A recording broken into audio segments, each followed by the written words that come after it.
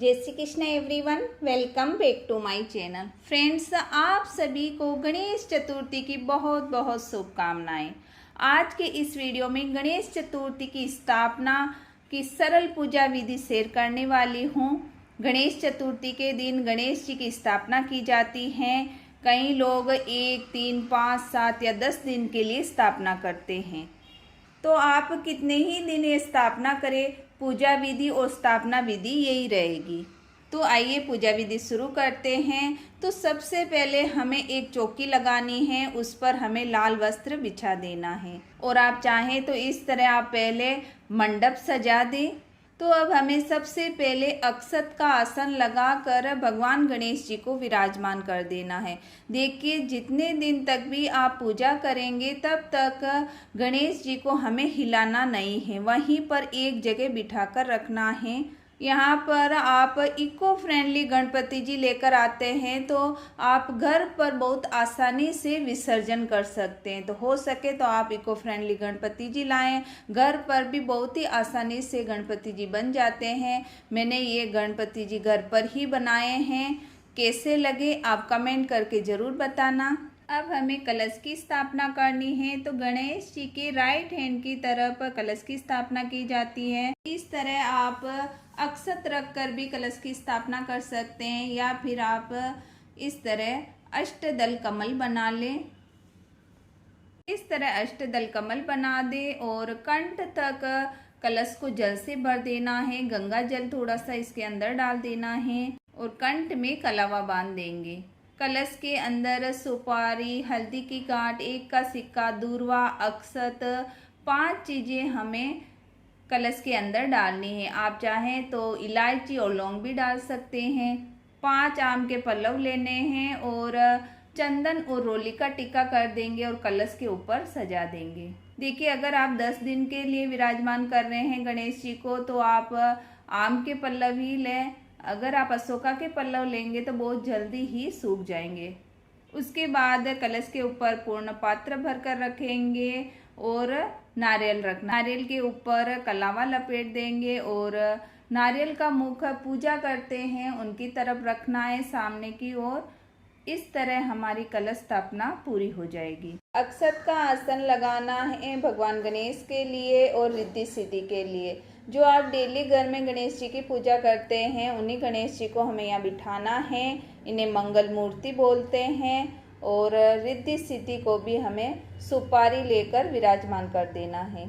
सभी की स्थापना हो गई है। अब हम पूजा शुरू करेंगे। तो जल के छींटे लगाकर शुद्धिकरण कर देंगे। उसके बाद हाथ जोड़कर भगवान गणेश से, वरुण देवता से, रिद्धि सिद्धि माता से आसन ग्रहण करने का आह्वान करेंगे और कहेंगे कि हे भगवान, जितने दिन भी आपने गणेश जी को वहाँ स्थापित किया है आप वहाँ पर विराजमान रहें। घर में सुख समृद्धि लाएं, लक्ष्य और लाभ पुत्रों के साथ आप विराजमान हो और मेरे घर में अन्न धन के भंडार भरे रहें। प्रार्थना करने के बाद सबसे पहले हमें घी का दीपक जलाना है। तो अक्षत का आसन लगाकर घी का दिया प्रज्वलित कर देंगे। आप यहाँ पर तिल के तेल का दिया भी जला सकते हैं।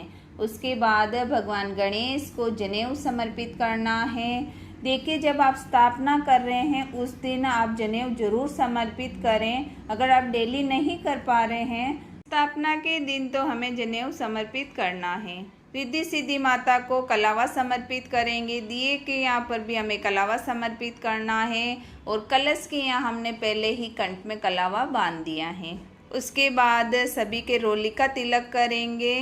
तो भगवान गणेश को रोली का तिलक करना है, रिद्धि सिद्धि माता को रोली का तिलक करेंगे। उसके बाद नारियल के यहाँ पर भी हमें टीका लगाना है और कलश पर स्वास्तिक बनाना है। साथ ही हमें दिए की भी पूजा करनी है। उसके बाद भगवान गणेश को चंदन का टीका करना है। सभी को अक्षत समर्पित करेंगे। उसके बाद भगवान गणेश को इत्र समर्पित करेंगे। आज के दिन ऐश्वर्यपूर्ण पूजन किया जाता है, जिससे घर में सुख शांति बनी रहे, घर में महक बनी रहे, इसलिए हमें भगवान गणेश को इत्र समर्पित करना है। उसके बाद फूल समर्पित करेंगे। अगर लाल फूल मिल जाए तो आप भगवान गणेश को लाल फूल समर्पित करें, नहीं हो तो जो भी आपको फूल मिल जाए वो आप समर्पित कर सकते हैं। फूल माला भी आप पहना सकते हैं। भगवान गणेश को दुर्वा समर्पित करनी है। जितने दिन आपने भगवान गणेश को विराजमान कराया है, डेली हमें दुर्वा समर्पित करनी है। और अगर कोई मनोकामना लेकर आप पूजा कर रहे हैं तो 21 दुर्वा लेकर आप भगवान गणेश को चढ़ाएं तो मनोकामना पूर्ण होती है। उसके बाद भोग समर्पित करेंगे तो सबसे पहले नारियल और गुड़ का भोग समर्पित करना है। जितने दिन आपने गणेश स्थापना की है उतने दिन ये नारियल और गुड़ भगवान गणेश के पास ही रहेगा। पंचामृत समर्पित करेंगे, उसके बाद पंचमेवा समर्पित करना है और ऋतुफल समर्पित करेंगे। ऋतुफल में आप जो भी ऋतुफल मिले वो आप समर्पित कर सकते हैं। उसके बाद भगवान गणेश को मोदक का भोग समर्पित करेंगे। कई प्रकार के मोदक बनाए जाते हैं तो आप घर पर भी बहुत आसानी से बना सकते हैं, नहीं तो आप मार्केट से भी ला सकते हैं, नहीं हो तो आप बूंदी के लड्डू का भोग भी लगा सकते हैं। पान के ऊपर लौंग, इलायची और मिश्री रखकर भगवान गणेश को समर्पित करेंगे। उसके बाद दक्षिणा समर्पित करना है, धूप दीप दिखाएंगे और जल का लोटा रखकर अगर आप कथा सुनते हैं तो कथा सुन ले। कथा सुनने के बाद हमें आरती करनी है, तो आप चाहें तो कपूर की आरती कर सकते हैं, नहीं तो इसी दिए को लेकर आप आरती कर लें। भगवान गणेश की आरती गाकर हमें आरती करनी है। आरती करने के बाद पूजा में रह गई कमियों की क्षमा याचना करेंगे और मनोकामना पूर्ण होने की प्रार्थना करेंगे। हाथ में जल लेकर 2 बार दिए के ऊपर घुमा देना है, पूजा संपूर्ण हो जाती है। जो जल का लोटा है आप सूर्य भगवान को अर्घ दे दे। तो फ्रेंड्स, इस तरह सुबह की पूजा या फिर गणेश स्थापना की पूजा समाप्त हो जाएगी। शाम को हमें वापस घी का दिया जलाना है और भोग प्रसाद रखना है और गणेश जी की आरती करेंगे। जो ये जल का लोटा है वो सूर्य भगवान को अर्घ दे देंगे और जो भी आपने भोग सामग्री रखी है वो प्रसाद स्वरूप सभी में बांट लें। नारियल और गुड़ को नहीं उठाना है। तो फ्रेंड्स, इस तरह गणेश स्थापना की जाती है। आई होप मेरी दी गई जानकारी आपके लिए हेल्पफुल हो। वीडियो अगर आपके लिए थोड़ा भी हेल्पफुल हो तो वीडियो को लाइक करें और चैनल को सब्सक्राइब करें।